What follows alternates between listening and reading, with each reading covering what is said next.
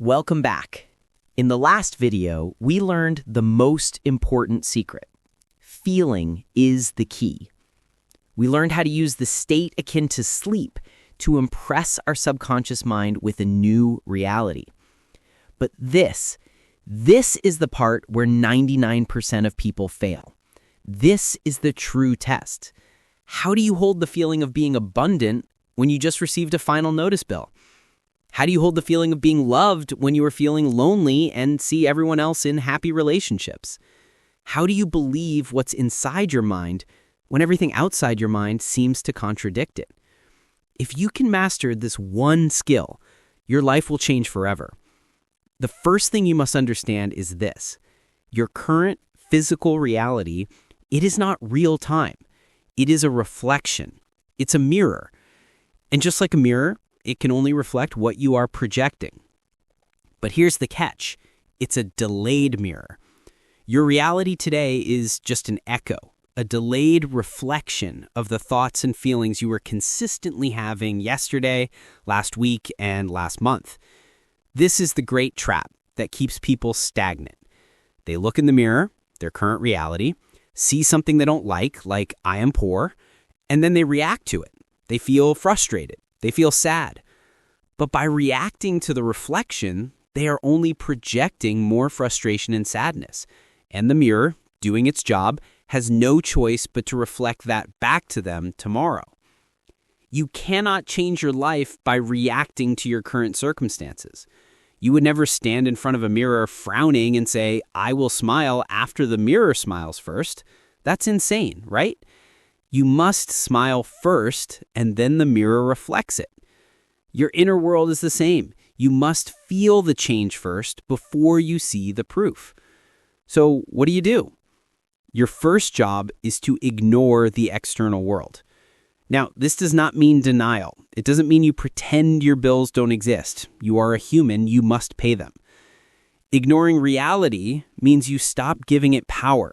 You stop letting it define your internal state. Neville Goddard called this a mental diet. From this moment on, you refuse to entertain thoughts and feelings that do not align with your desire.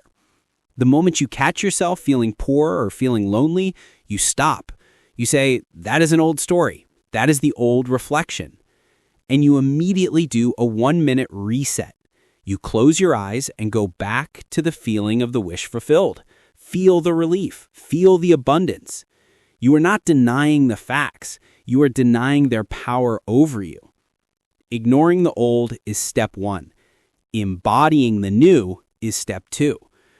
Neville Goddard's most famous teaching was to live in the end. This means you must walk, talk, think, and act like the person who already has what you want. You can't wait to become prosperous to start feeling abundant. You can't wait to find love to start feeling loved. It starts within. Think of a world-class athlete who wants to win a gold medal. He doesn't train like an amateur hoping to get good enough one day. He already sees himself as a winner before the competition.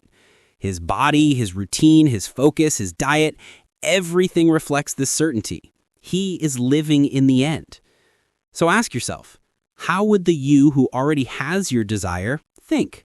How would they walk? How would they speak? Would they be complaining about money, or would they be calmly planning their future? Would they be needy and desperate for a text back, or would they be confident and secure in themselves? You don't need to spend money you don't have. This is an internal shift. It means aligning your inner state with what you want to experience. And all of this is held together by one final crucial element: faith. But most people confuse faith with hope. Hope is weak. Hope is, "I wish this would happen." Hope is a lottery ticket. Faith is strong. Faith is, "I know it is happening." Faith is a conviction. Think about it. When you order food at a restaurant, you don't hope the chef will cook it. You don't get anxious and go to the kitchen every 2 minutes to check on it. You place your order, and then you trust the process. You talk to your friends, you relax because you know the food is on its way. That is faith.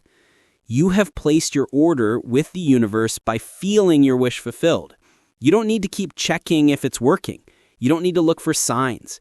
Your only job is to remain in that state of trust, to know that it's done. The how and the when are not your problem. The universe will arrange the how and when, the bridge of incidents, in a way you could never have planned. So that is the complete puzzle. The key is your feeling. The method is the mental diet and living in the end. The test is your faith to trust the process. You now have all the tools. The only thing left to do is to apply them. Knowledge is not enough. What transforms your life is application. So my final question to you is this. What will you assume to be true starting right now? Will you continue to be a slave to your external reality, or will you finally become the master of your inner world and assume the identity of the person who already has everything you desire? Leave a comment below. Declare it. What is the first thing you will manifest from now on? And if this video helped you, please give it a like to help others find this knowledge, and be sure to subscribe, because in our next videos, we will go even deeper into mastering this incredible power.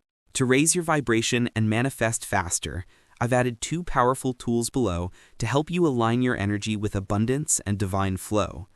These are the same high-frequency products I personally recommend to amplify your energy, clear negative vibrations, and help you attract everything you desire with ease. When you combine Ho'oponopono with these energetic tools, your manifestations become stronger, clearer, and faster. Because when your vibration rises, the universe listens. And always remember this truth. The money you spend with intention multiplies and comes back to you. Because money is just energy, and what you give with love always returns multiplied.